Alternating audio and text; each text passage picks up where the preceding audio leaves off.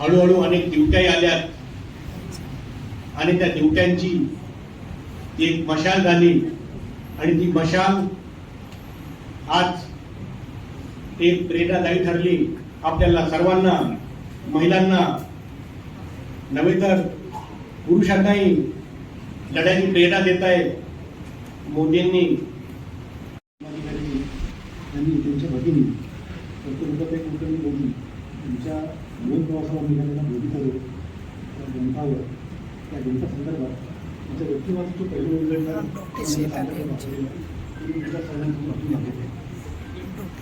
आदरणीय वाहनाची सप्रेम नमस्कार. मोदी पर्व या गौरव ग्रंथाच्या प्रकाशन समारंभाचे आमंत्रण मिळाले. आपण अत्यंत जिव्हाळ्याने व आदराने निमंत्रित केले म्हणून आभार. डॉक्टर रुपाताई कुलकर्णी मोदी यांची पुस्तकाची तयारी सुरू होती. ते बोधी पर्व शेवटी आपल्या हातात पडलेलं आहे, आपल्या समोर आलेलं आहे, त्याचं प्रकाशन झालेलं आहे आणि अतिशय देखणं असं हे हा गौरव ग्रंथ आहे. हा कार्यक्रम मला असं वाटतं की हा एक ऐतिहासिक क्षण आहे, कारण हे काही काम असं कडेकडेला जाणार असतं, पण या गौरव ग्रंथात म्हणजे एक डॉक्युमेंटेशन आहे. आपला विदर्भ डॉक्युमेंटेशन मध्ये कायम कमी पडलेला असतो. काम खूप करतो आपण, पण त्याचं असं डॉक्युमेंटेशन होत नाही. रुपाताईंनी सगळे कात्रणं करून ठेवले असतील आणि जपून ठेवले असतील असं मला वाटत नाही. पुस्तकं जरूर त्यांनी लिहिले, पण कात्रणं भानगडीत त्या पडत नसत. पण हे जे डॉक्युमेंटेशन झालेलं आहे त्याच्यामध्ये अगदी मनोज सरांपासून तर सगळ्याच थोरा मोठ्यांचे लेख यात आहे. त्यामुळे रुपाताईंनी जी कामं केलेली आहे, म्हणजे संगीतातलं असेल किंवा बोर्ड पर्यंतचं म्हणजे मोलकरणींचा प्रश्न त्यांच्या डोक्यामध्ये यावा. ज्या काळामध्ये रोज स्त्रिया जळत होत्या, एकीकडे महिलांची अशा पद्धतीची चळवळ उभी राहत होती, ती गावोगावी फिरत होती ती चळवळ, आणि दुसरीकडे रुपाताईंच्या मनामध्ये दारानं येऊन मागच्याच दारानं जाणारी बाई हा त्यांच्या चिंतनाचा विषय झाला आणि तिथून त्यांच्या मनामध्ये कारण असं की रुपाताईंनी जे बोललं ते करून दाखवावं असा त्यांचा जो प्रयत्न होता तो मला अतिशय महत्त्वाचा वाटतो. त्यांच्या कुटुंबावरून त्यांना त्यांच्यावर जे संस्कार झाले त्याचा उल्लेख आता केला गेलेला आहे. तर धर्माधिकारी आणि त्यांचे वडील हे डाव्या विचारांचे होते. त्या डाव्या विचारांचा प्रभाव त्यांच्या मनावर झाला होता. मी त्यांच्याकडे जायचो, कारण की त्यांचा भाऊ जो होता विवेक, तो माझा मित्र होता. त्याच्या कार्यक्रमाला आम्ही त्यांच्या घरी जायचो तेव्हा त्यांच्याशी आमच्या गप्पा व्हायच्या. तेव्हा आप्पा वडील होते, त्याच्या गमतीनं म्हणायचे की श्रीकांत आला का, हा जो तंबोरा आहे ना, हा तंबोरा हे विणलेल्या सगळ्या उशेच कवर हे रुपाचे स्मारक आहे. आता रुपा उरलेली नाही आहे, आता वेगळीच आक्रमस्थायी रूपा झालेली. आणि मग असं सगळं काम करत असताना रुपाताईचा परिचय आम्हाला होत गेला.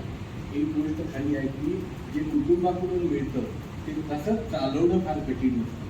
संस्कार त्याचे कायम ठेवणं. मला तर असं लक्षात आलेल्या अभ्यासांची की ज्यांच्या कुटुंबामध्ये जे असतं ना त्याच्या विरुद्ध आमची पिढी वागते, असं माझं ऑब्झर्वेशन आहे. आणि म्हणून मला असं लक्षात येतं की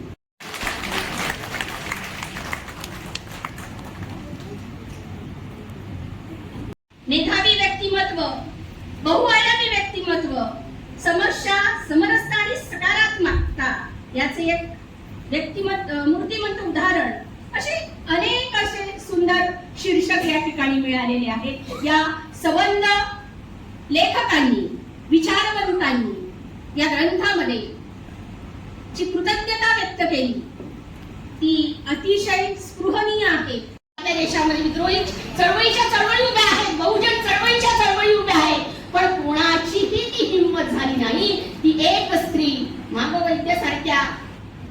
एका पंडिताला त्यांनी त्यांच्या लेखणीने उत्तरं दिलेली आहे.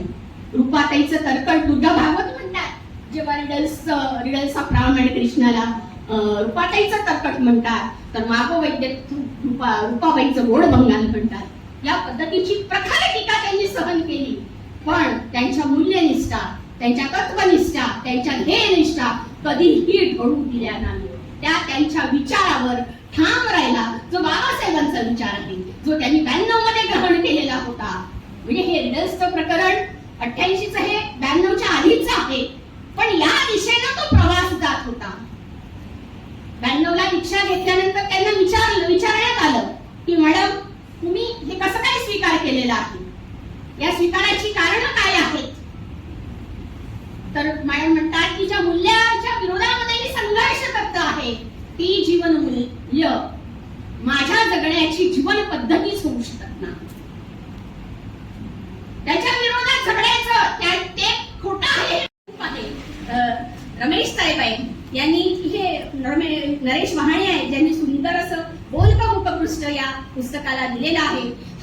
हे पुस्तक चळवळीला गतिमान करणार आहे. कार्यकर्त्यांना, येणाऱ्या युवा कार्यकर्त्यांना त्याची दिशा ठरवण्यासाठी मार्गदर्शक ठरणार आहे. हे पुस्तक तेच नव्हे तर चिंतन करायला लावणार आहे. आंबेडकरी चळवळीमध्ये किंवा सबंध भारतीय चळवळीमध्ये काम करणाऱ्या माणसाला चिंतन करायला लावणार आहे, प्रेरणा घ्यायला लावणार आहे. असं हे प्रेरणादायी पुस्तक या ठिकाणी आलेलं आहे. आपण मला बोलण्याची संधी दिली.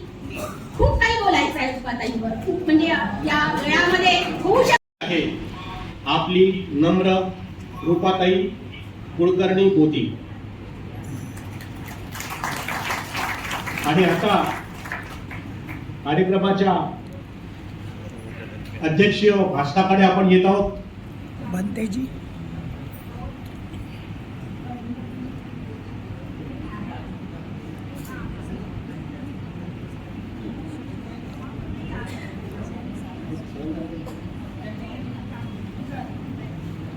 आयुष्यमान ताराचंद्र खांडेकर त्यांच्या मार्गदर्शनात आम्ही आपली वाटचाल करीत आहोत. भंडाऱ्यातून डॉक्टर बाबासाहेब आंबेडकर जेव्हा निवडणूक लढले, त्या निवडणुकीत खांद्यावर त्यांनी बाबासाहेबांच्या प्रचाराचा झेंडा घेतला होता. तो झेंडा आम्ही अजूनही बघतो आहोत. हा झेंडा आपण सर्वांनी बघावा आणि रिपब्लिकन संकल्पना ही समाजात रुजावी ही अपेक्षा करतो आणि खांडेकर सरांना अध्यक्ष भाषणासाठी इथं पाचारण करतो.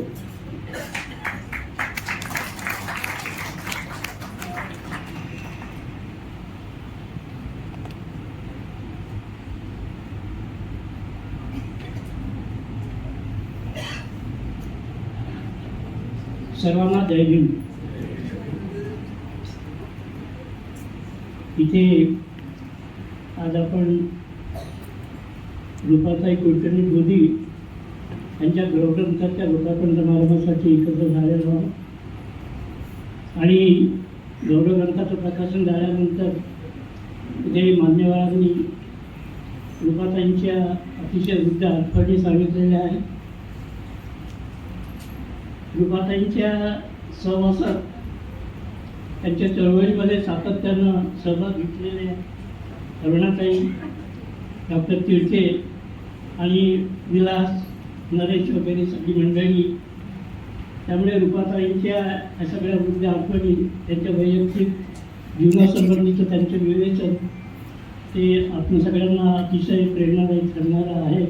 त्याबद्दल मत होण्याचं काही कारण नाही. मी आपल्यापुढे 2 शब्द सांगण्याआधी ह्या गौरवग्रंथाच्या निर्मितीसाठी ज्यांनी अतिशय मोलाचं कार्य केलं त्या सगळ्या माझ्या सहकारी मित्रांना मी मनापासून धन्यवाद देतो, त्यांचं अभिनंदन करतो. खरं म्हणजे 30-40 वर्षापासूनची सगळी मंडळी आम्ही एकत्र कार्य करत असल्यामुळे त्यांच्याबद्दल मी खूप बोलणं हे फारसं संयुक्त करणार नाही. मी ते तरुण असताना पासून पाहतो आहे की त्यांनी बाबासाहेब आंबेडकरांच्या चळवळीसाठी फार मोठे योगदान ते सातत्यानं देत आहेत आणि त्यातूनच प्रेरणा घेऊन त्यांनी स्वतःचं एक स्वतंत्र असं अस्तित्व निर्माण केलेलं आहे आणि त्या अस्तित्वाचाच परिपाक म्हणून हा रूपाताईंचा गौरव ग्रंथ आपल्या पुढे आलेला आहे. मी आपल्या सगळ्यांच्या वतीनं त्या सगळ्या सहकारी मित्रांचं मनपूर्वक पुन्हा एकदा अभिनंदन करतो, धन्यवाद देतो. आणि रूपाताईंचं आयुष्य याच्यानंतरही अतिशय स्वास्थ्यपूर्ण राहो आणि त्यांनी जे अतिशय ऐतिहासिक असं कार्य सुरू केलेलं आहे ते सतत असंच आपल्यासाठी प्रेरणादायी राहावं, याच्यासाठी त्यांचं मार्गदर्शन आपल्याला लाभावं अशी अशा प्रकारची अपेक्षा व्यक्त करतो. मित्र, रूपाताईंच्या सहवासात काही प्रसंगी आम्ही एकत्र राहिलेलो आहोत, परंतु ज्याप्रमाणे अरुणा, श्रीकांत, विलास किंवा बाकीची सगळी मंडळी ह्या ग्रंथामध्ये ज्यांनी लेखन केलेलं आहे त्यातील बहुतेक सगळी मंडळी रूपाताईंच्या सोबत त्यांच्या चळवळीमध्ये राहिलेली आहे. रूपाताईंना आम्ही प्रथम पाहिलं तो साधारणतः 1965-66 काळ होता. त्यावेळी मी रिपब्लिकन स्टुडंट फेडरेशनचा अध्यक्ष होतो आणि विद्यापीठामध्ये पदव्युत्तर विभागामध्ये शिक्षण घेत होतो. आपल्या ग्रंथालय विद्यापीठाचं जे ग्रंथालय आहे त्याच्या अभ्यासिकेमध्ये रूपाताईंना मी पहिल्यांदा पाहिलं. अनेक लेखकांनी आणि अरुणा वगैरे सगळ्यांनी रूपाताईंच्या सौंदर्याबद्दल खूप तारीफ केलेली आहे.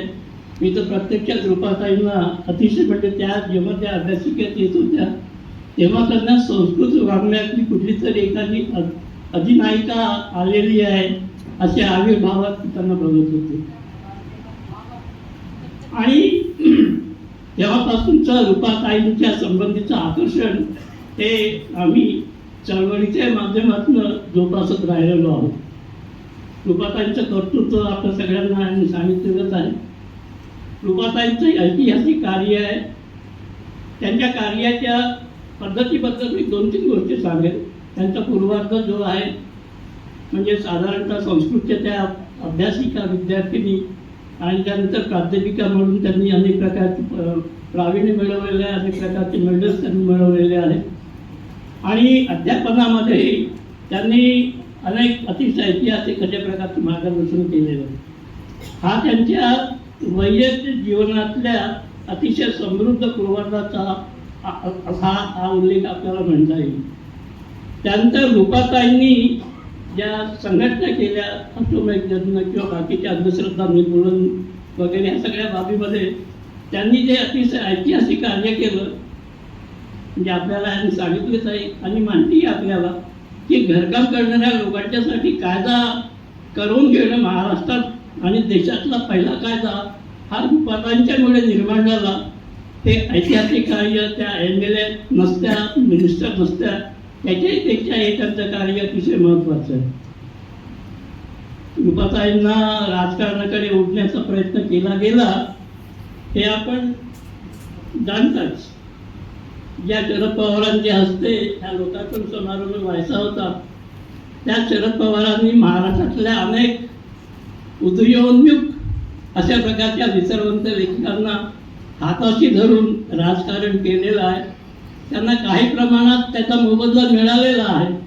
परंतु माझं असं ऑब्झर्वेशन आहे की शरद पवारांच्या कर्तृत्वानं आम्ही कदाचित भरकटलेल्या वाटेनं चालायला लागलो आणि त्यामुळे आम्ही जे उद्दिष्ट आमच्या नजरेपुढे ठेवलेलं होतं त्याच्यापासून फारकत करायला लागलो.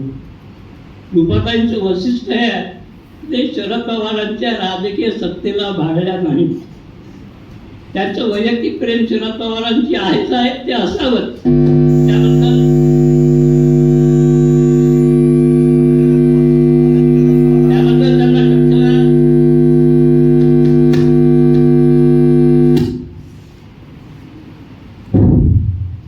त्याबद्दल त्यांना दोष द्यायचं काही कारण नाही आहे.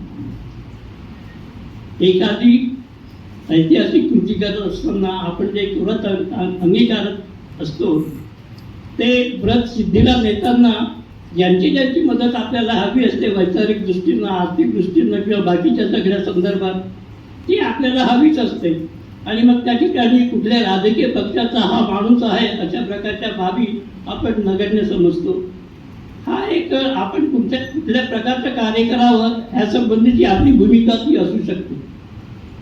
आणि रुपाताईंनी ही सगळी आंदोलनं करताना कोणत्या कोणत्या लोकांची मदत घेतली त्याचा इथे उहापोह करण्याची फारशी काही गरज नाही आहे. त्याच्यातून त्यांनी जे निष्पन्न केलं, जे ऐतिहासिक असं काही आपल्याला दिलं, ते जास्त महत्त्वाचं आहे हे या ठिकाणी मला नमूद करावं असं वाटतं. रुपाताईंचं हे मोलकरणीच्या संबंधीचं जे कार्य आहे ते कार्य ऐतिहासिक आहे. त्याबद्दल जुमत होण्याचं काही कारण नाही आहे, जुमत होण्याला काही पुढे वाव नाही आहे. आणि मोलकरणीचं हे कार्य सुरू करून रुपाताईंनी खरं म्हणजे उच्चभ्रू समाजाचीच सेवा केलेली आहे. कारण मोलकरणीची सगळ्यात जास्त जरूरत कोणाला असते तर जी आता आपली जी विस्कटलेली कुटुंब व्यवस्था आहे आणि त्या कुटुंब व्यवस्थेमध्ये आपला संसार सावरण्यासाठी आता नवरा बायको दोघे नोकरी करतात, आई वडील म्हातारे झालेले आहेत, बाकीच्या खूप गोष्टी आपल्याला करता येत नाही. मग अशा ठिकाणी आपल्याला कोणाची तरी मदत हवी असते. आणि ही मदत कोणाची असते तर आपल्या घरी घरकाम करणाऱ्या ज्या स्त्रिया असतात, मोलकरणी असतात, त्यांची मदत हवी असते. म्हणजे मोलकरणींचा आर्थिक विकास तर होतच होतो, परंतु ज्या ठिकाणी या मोलकरणी घरकाम करणाऱ्या भगिनी काम करतात त्या घरांचाही उद्धार होत असतो, त्या घरांचाही विकास होत असतो. कारण त्या घराची संपूर्ण जबाबदारी, लहान पोरांची जबाबदारी, आता वेगवेगळ्या प्रकारची घरकामं असतात, त्याच्यात म्हणजे लहान पोरांचं संगोपन, म्हाताऱ्या आई वडिलांचं संगोपन किंवा बाकीच्या कोणी रुग्णसहाय्यावर असेल त्याचं संगोपन, ह्या सगळ्या गोष्टी घरकामामध्ये आपल्याला अंतर्भूत करता येतात. आणि त्यामुळे रुपाताईंचं जे कार्य आहे हे स्त्रियांच्या उद्धाराचं जेवढं भौतिकदृष्ट्या महत्त्वाचं आहे तेवढंच हे जे उच्चभ्रू कुटुंब आहे ते कुठल्या जाती धर्माचे असू तर त्यांच्याही उद्धाराचं कार्य आहे असं मला या ठिकाणी नमूद करावं असं वाटतं.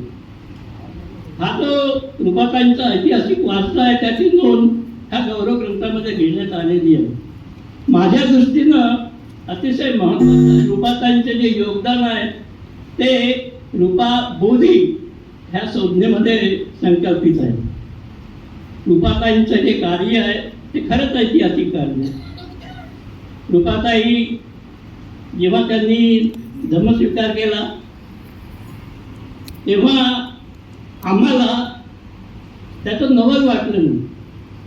कारण रुपाताईंच्या एकूणच व्यक्तिमत्वाची जी जडणघडण होती, रुपाताईंचं जे प्रकटीकरण होतं त्यामधून त्यांचा जो विचार होता तो अतिशय विज्ञानवादी, भौतिकवादी आणि माणसाच्या उद्धारासाठी आवश्यक असलेली पार्श्वभूमी निर्माण करण्यासाठी मनाची जी जडणघडण करायला पाहिजे त्या संस्कारातून रुपाताईंचा हा विकास झालेला होता. परंतु रुपाताईंनी धम्मस्वीकार केला हे ह्या दृष्टीनं महत्त्वाचं आहे की त्यांनी हा धम्मस्वीकार सातत्यानं आजपर्यंत कृतीत उतरवलेला आहे. आपल्याला अनेक लोक माहिती आहेत रोमॅन्टिसिझममधून किंवा हम कुछ तो भी नया कर रहे हैं ह्या भूमिकेतनं त्यावेळची जी तरुण मंडळी होती त्या मंडळींनी धम्माचा स्वीकार केलेला आपल्याला माहिती आहे. त्यांची सगळ्यांची नावं घेण्याचं काही प्रयोजन नाही आहे, परंतु काही लेखकांनी याचा उल्लेखही केलेला आहे. नेताजी राजगडकर, प्रभाकर पावडे, एकनाथराव साळवे, सुरेश भट वगैरे या सगळ्या लोकांचा उल्लेख केलेला आहे. मला कोणावर टीका करायची नाही, परंतु त्यांचा हा जो धम्मस्वीकार होता तो एका रोमॅन्टिसिझममधून निर्माण झालेला होता. ह्याच्यातल्या काही युवकांना तर मी असं ऐकलं त्यांच्या तोंडून की जसं बाबासाहेब आंबेडकर स्वतःला ब्राह्मणांचे जावई समजत होते तसे आम्ही आता बौद्धांचे जावई आहोत आणि त्यामुळे बौद्धांवरही टीका करणं हे आमचं ऐतिहासिक कार्य आहे. अशा प्रकारचा रोमॅन्टिसिझममधून जर कोणी धम्मस्वीकार करत असेल तर तो माणूस किती दिवस धम्मजिज्ञासू राहतो, धम्मस्वीकार करताना किती प्रमाणात त्याला प्रामाणिक राहतो ह्याचा लेखाजोखा मांडण्याची गरज आहे. कोणी केव्हा धम्म स्वीकार करावा, कोणी केव्हा धम्म नाकारावा, हे त्यांचं स्वातंत्र्य आहे. त्यांचं ते स्वातंत्र्य लखलाच असो. परंतु एखाद्या माणसानं धम्म स्वीकार केला म्हणून ते फार ऐतिहासिक झालं अशा प्रकारचा समज जर असेल तर तो चुकीचा ठरतो, किंबहुना तो मारक ठरतो. रूपाताईंचं वैशिष्ट्य मला ह्या ठिकाणी म्हणून जाणवतं की रूपाताईंचा हा धम्मस्वीकार रोमॅन्टिसिझम म्हणून आलेला नव्हता.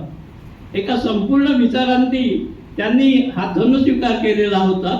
आणि मला असं वाटतं की त्यांच्या चळवळीमधून आणि त्यांच्या मित्र परिवारांच्या एकूणच जाणीवेच्या, समूह जाणीवेच्या भूमिकेतनं त्यांनी हा धम्मस्वीकार केलेला होता.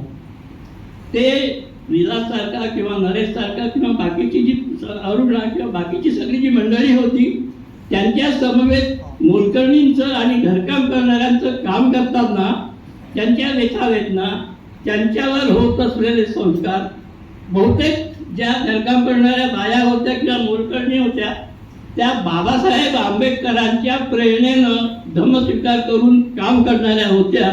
आणि त्यांचं जे भावविश्व होतं ते भावविश्व रूपाताईंनी प्रत्यक्षात अनुभवलेलं होतं. म्हणजे धम्मस्वीकाराचा माणसाच्या मानसिकतेवर, त्याच्या संस्कारक्षम जाणीवावर कसा प्रभाव पडतो हे रूपाताईंनी त्यांच्या त्या सहवासातनं हेरलेलं होतं.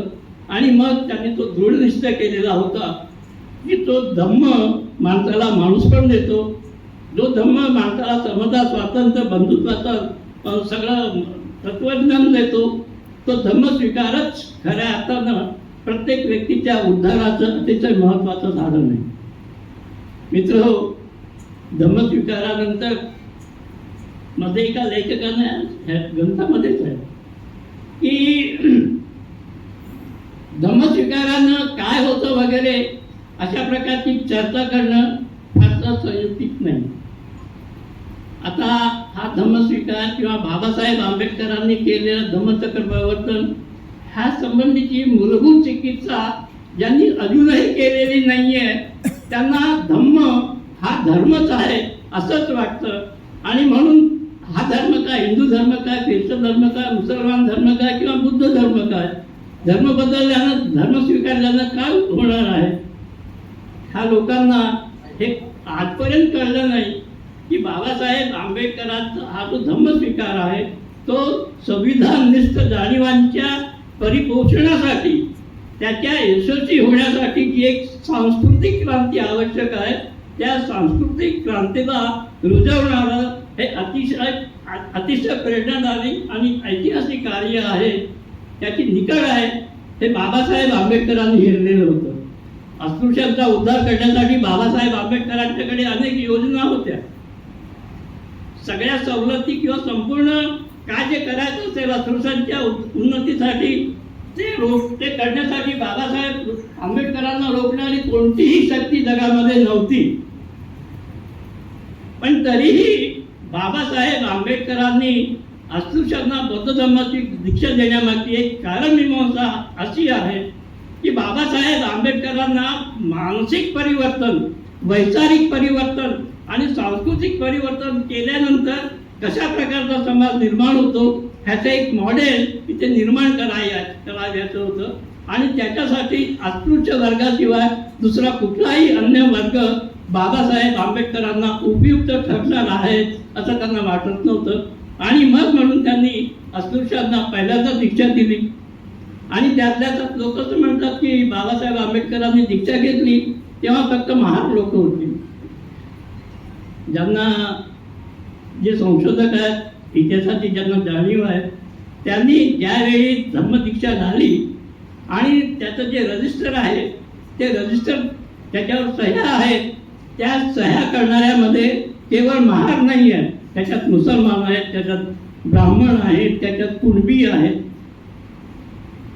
आणि मग बाबासाहेब आंबेडकरांनी दुसऱ्या दिवशी त्या कार्यकर्त्यांना विचारलं की दीक्षा घेणाऱ्यांमध्ये जर अस्पृश्यांच्या व्यतिरिक्त बाकीची जर मंडळी होती तर तुम्ही माझ्या निदर्शनाला का आणून दिलं नाही. म्हणजे बाबासाहेब आंबेडकरांना जर ह्याची जाणीव झाली असती की माझ्या धम्मस्वीकाराबरोबरच महाराजांच्या व्यतिरिक्त बाकीची मंडळी धर्मस्वीकार करणार आहेत, तर मग कदाचित बाबासाहेब आंबेडकरांची व्यूहरचना एक वेगळ्या प्रकारची ठरली असती. ते काही का असेना, परंतु बाबासाहेब आंबेडकरांचा हा जो धम्मस्वीकार होता, हा धम्मस्वीकार भारतीय समस्त भारतीयांच्या ज्याला आपण भौतिक, आध्यात्मिक आणि वैचारिक सांस्कृतिक क्रांतीच्यासाठी आवश्यक वाटत होता, तो बाबासाहेब आंबेडकरांनी ग्राह्य धरला आणि मग अशा प्रकारचे सांस्कृतिक करण्याचं त्यांचे ते इप्सित होतं, ते त्यांनी धम्मचक्र प्रवर्तन करून पूर्ण केलेलं आपल्याला दिसेल. कृपाताईंचं मला वैशिष्ट्य हे ह्याच्यात जाणवतं की बाबासाहेब आंबेडकरांचा हा जो दूरदृष्टीचा जो विचार आहे तो रूपाताईंनी हेरलेला होता आणि मग त्याची प्रत्यंतरं आपल्याला त्यांच्या ह्या धम्मविषयक लेखनातून आपल्याला माहिती होतं. रूपाताईंचा रिडलच्या संबंधीचा उल्लेख अनेक लेखकांनी केलेला आहे, अतिशय ऐतिहासिक आहे तो, त्याबद्दल दुमत होण्याचं काही कारण नाही. त्या संस्कृतच्या विदुषी होत्या. आता संस्कृतच्या विदुषी आपल्याला अनेक माहिती आहे. दुर्गा भागवत असोत, बाकीचे असोत, कोणी नलिनी पंडित असोत की अजून कोणीही असो, केवळ संस्कृतच्या प्राध्यापिका असणं म्हणजे संस्कृत त्यांना ज्ञात आहे असं आपल्याला म्हणता येत. संस्कृतचा अभ्यास संस्कृतची विद्यार्थी नसतानाही अनेकांनी केलेला आहे. परंतु दुर्गा भागवतासारख्या विदुषी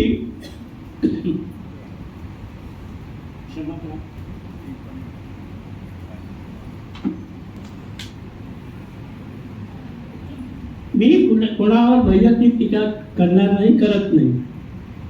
माझा उल्लेख केवळ त्यांच्या ह्या ज्या भूमिका असतात त्या भूमिकांच्या तपासाची असतो, ते आपण कृपा करून लक्षात घेऊ. जेव्हा रिडलचं प्रकरण सुरू झालं तेव्हा अख्खा आंबेडकरवादी महाराष्ट्रातला समाज हा रिडलच्या बाजूने उभा होता. परंतु मागोवैद्य तर जाऊ द्या, ते तर नंतर तुम्हाला माहिती आहे की RSSचे बौद्धिक प्रमुख होते आणि अशा प्रकारची ही जी ज्याला आपण विदूषक मंडळी म्हणतो किंवा पंडित म्हणतो, बाबासाहेब आंबेडकरांना पंडित मान्य नव्हता. आपल्याला लक्षात घ्या तुम्ही, बाबासाहेब आंबेडकरांना पंडित मान्य नव्हता. बाबासाहेब आंबेडकरांना ज्ञानी पुरुष मान्य नव्हतं. बाबासाहेब आंबेडकरांना बोधी पुरुष मान्य होतं. ज्ञान आणि बोधी ह्यामध्ये फरक आहे. ज्ञान म्हणजे नॉलेज आणि बोधी म्हणजे विवेकनिष्ठ नॉलेज. म्हणजे मी जे ज्ञान प्राप्त केलेलं आहे त्या ज्ञानाचा ज्याला विवेकपूर्ण पद्धतीनं उपयोग करता येतो तो बोधी. रूपाताई ह्या अशा प्रकारच्या बोधी आहे आणि त्याचं प्रत्यंतर त्यांनी त्यावेळी रिडलच्या मध्ये जो एक अतिशय कणखर भूमिका घेतली. त्यांचं संस्कृतचं हे जे आधिपत्य होतं ते आधिपत्य त्यांनी ज्या पद्धतीनं लोकांच्या पुढे मांडलं त्याला मी सलाम करतो. ज्ञानी असतं ठीक आहे, परंतु त्या ज्ञानाचा उपयोग जर आपल्याला खऱ्या अर्थानं विवेकनिष्ठ पद्धतीनं जर करता येत नसेल तर तुमच्या ज्ञानाला चुलीत टाका. मागोवैद्यांच्या विरोधात रूपाताईंनी जे विश्लेषण केलं त्या वादामध्ये मीही 2-3 लेख लिहिलेले आहेत. तरुण भारतामध्ये माझा लेख प्रसिद्ध झालेला आहे मागोवैद्यांच्या त्या लेखाच्या संदर्भात. म्हणजे बाबासाहेब आंबेडकरांना एकीकडे आपला मार्गदर्शक समजणारी आमच्यासारखी जी मंडळी होती ती मंडळी ह्या मागोवैद्यांच्या सारख्या विदूषकांवर ज्या पद्धतीनं तुटून पडत होती त्याच पद्धतीनं किंबहुना त्याच्याहीपेक्षा जास्त भयानक पद्धतीनं रूपाताईंचं हे जे संस्कृतचं ज्ञान होतं ते संस्कृतचं ज्ञान उपयोगात येत होतं.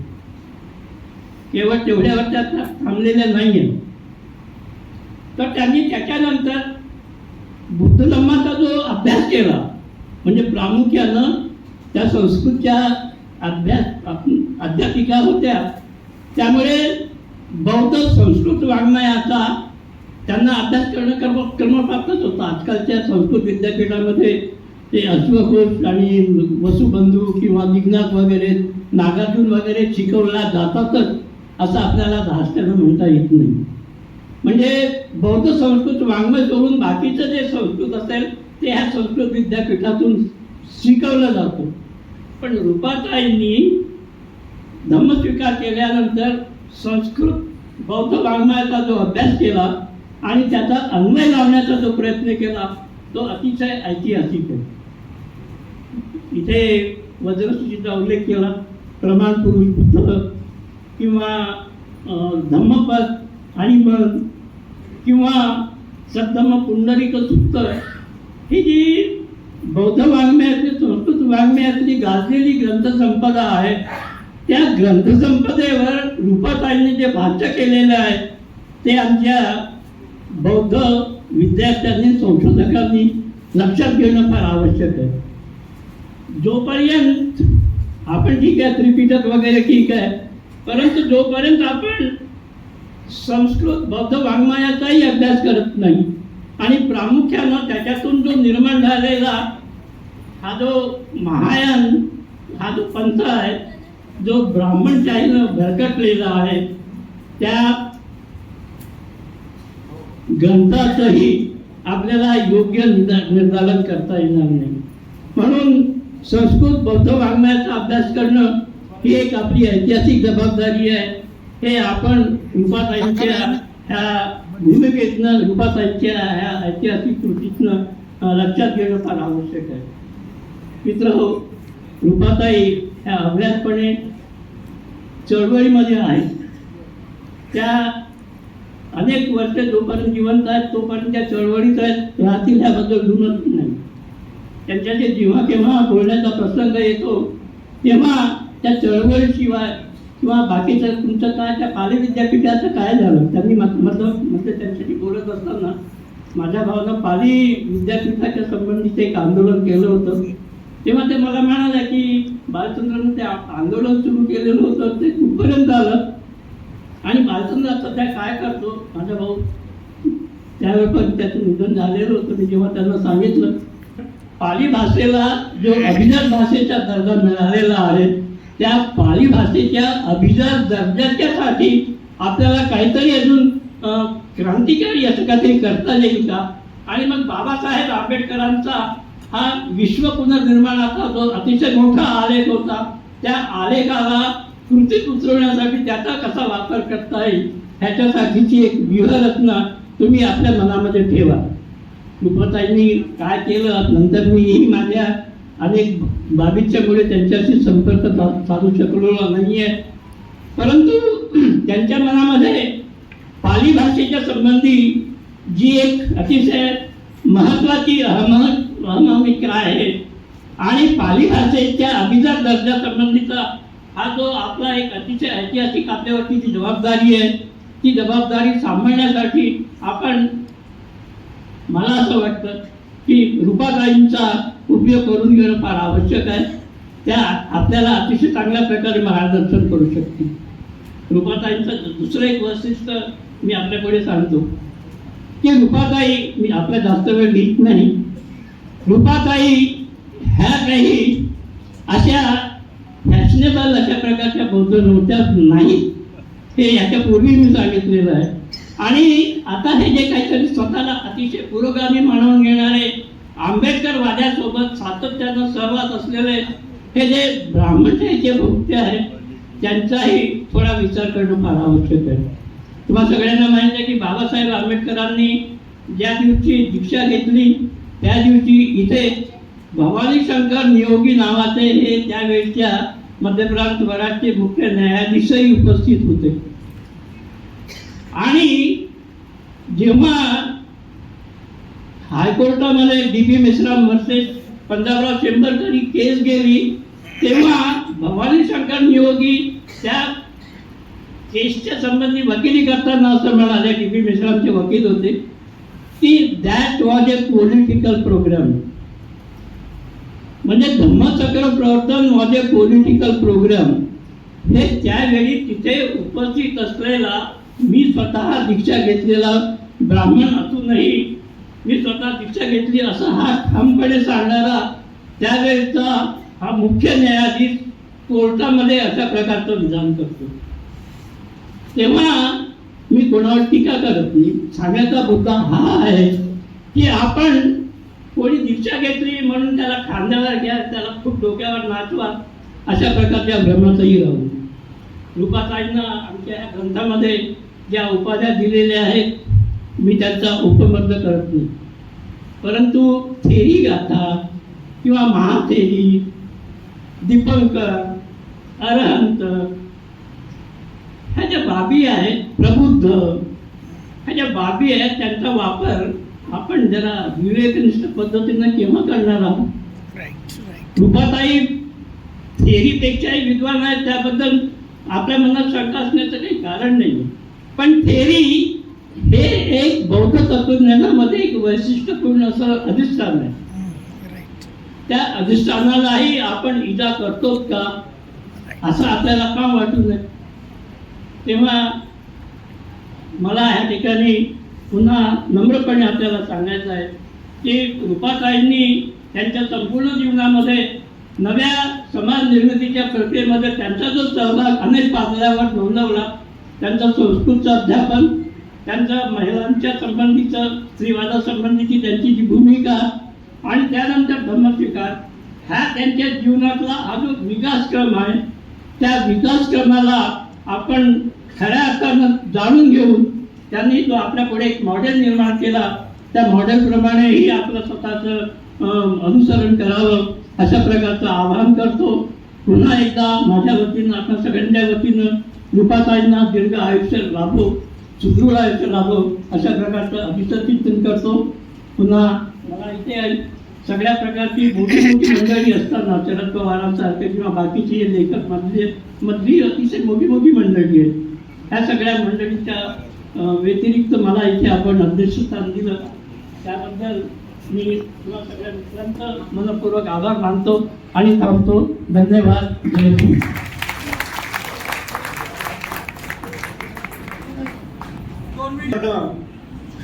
हे आमचं कर्तव्य आहे. या गौरव ग्रंथाच्या निर्मितीमध्ये एक प्रेमकुमार उके ज्येष्ठ पत्रकार यांचा सत्कार पाहुणे मंडळी करतील अशी मी त्याचा विनंती करतो. सन्मान सन्मान म्हणा सन्मान.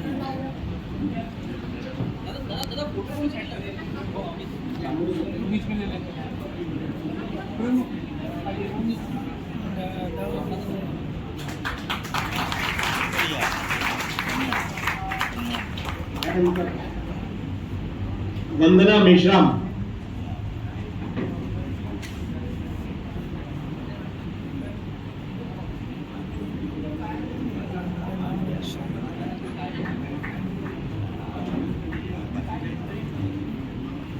यांनी या ग्रंथाचं संपूर्ण मॅटर टाईप केलं.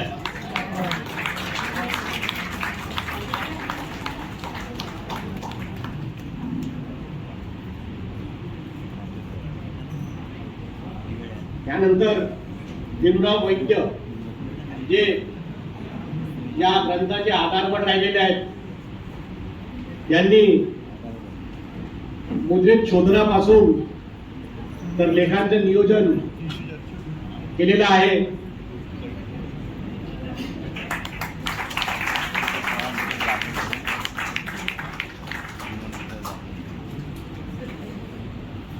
आणि खऱ्या अर्थानं या गौरव ग्रंथाची बांधणी ज्यांनी केली ते NT मेश्राम यांच्यामुळं हा ग्रंथ आज तुमच्या आमच्या समोर आलेला आहे.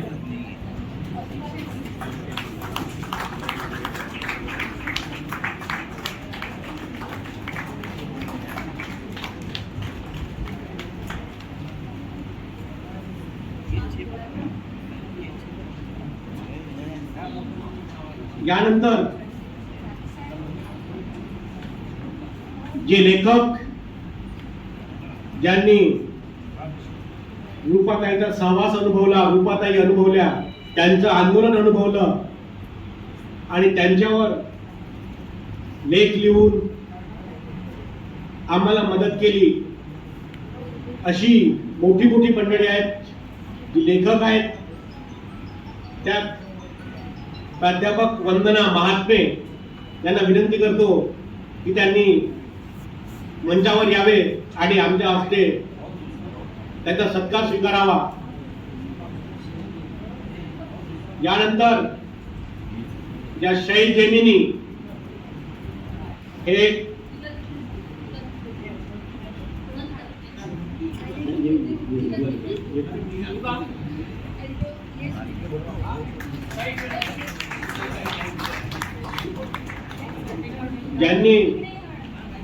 ज्यांचं आयुष्य सेवेत घालवलं, रुग्ण सेवेत घालवलं,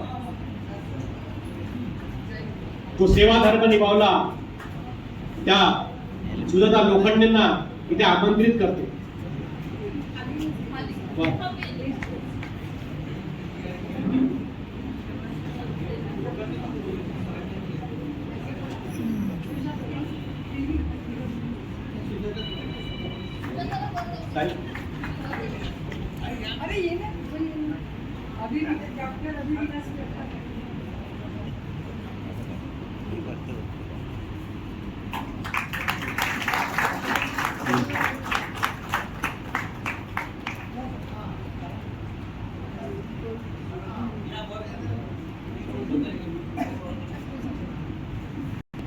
नहीं वर जा, ऊपर जाओ, ऊपर जाओ.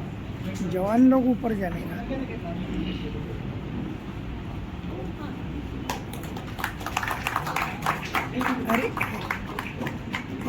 अरे हे इकडे आहेत ना.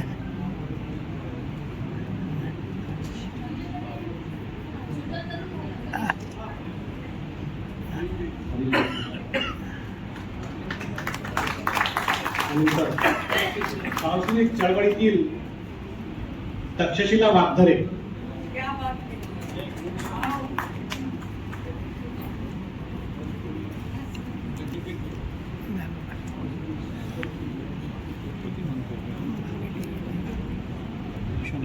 प्राध्यापक डॉक्टर गौतम कांबळे सर, विक्रीला असेल नाव काढलं.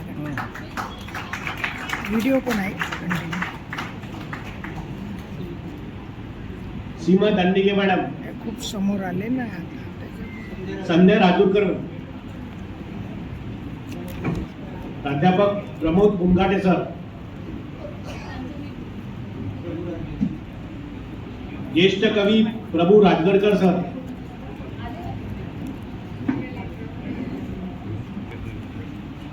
किती किंमत आहे.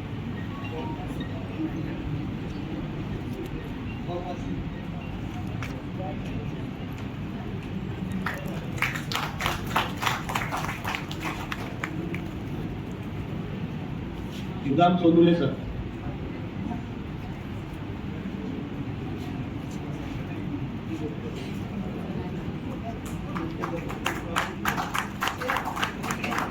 भाऊ वासनिक सर,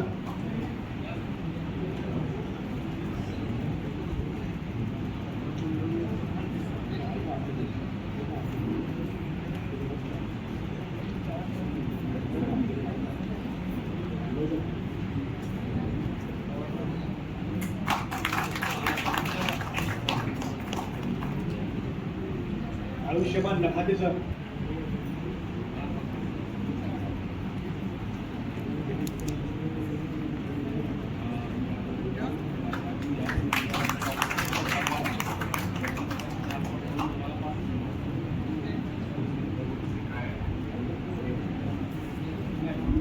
आमच्या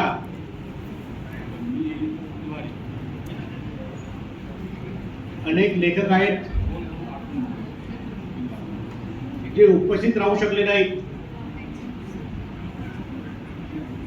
लवकरच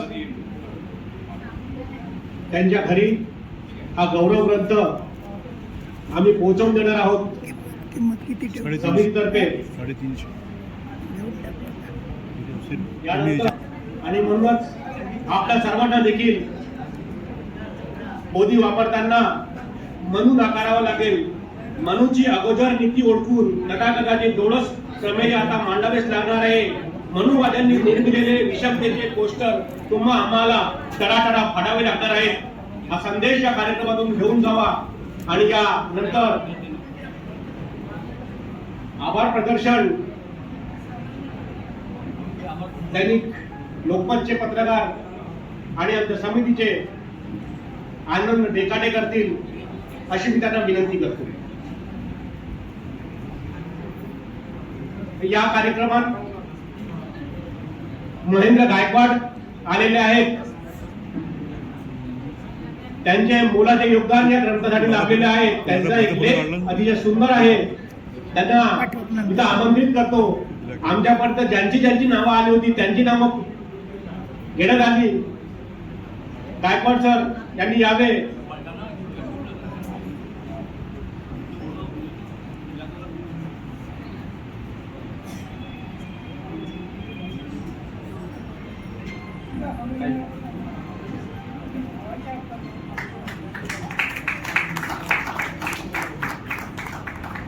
जर लेखक असतील आणि आमच्या नजरेतून कार्यक्रमाच्या दरम्यान नजरेआड झाले असतील तर त्यांनी या आणि नाव द्यावे विनंती करतो. आणि नाही ज्यांचा लेख असेल इथं नाही ज्यांनी दिले मी ते चालेल. घोडेस्वार सरांना आर्टिकल नाही त्यांचा. आभारासाठी आनंद देखाटे.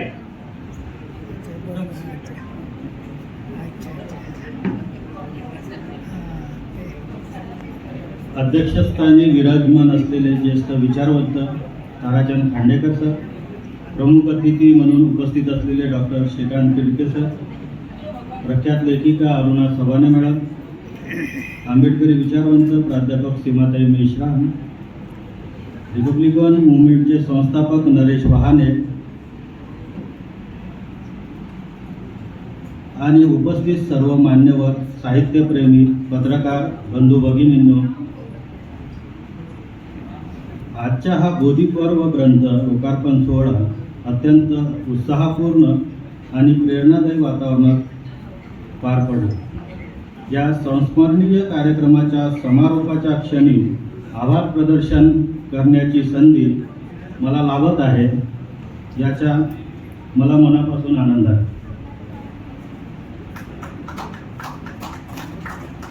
सर्वप्रथम आपल्या व्यस्त वेळापत्रकातून वेळ काढून या कार्यक्रमाला उपस्थित राहून आपल्या विचारांनी आणि मार्गदर्शनाने कार्यक्रमाची उंची वाढवणारे अध्यक्ष माननीय ताराचंद्र खांडेकर सर यांचे मनपूर्वक आभार व्यक्त करतो. तसेच प्रमुख अतिथी म्हणून उपस्थित राहून आपल्या अभ्यासपूर्ण मनोगतांनी कार्यक्रम अधिक समृद्ध करणारे डॉक्टर श्रीकांत तिडके सर, लेखिका अरुणा सवाने मॅडम, सीमाताई मेश्राम यांचेही मनपूर्वक आभार.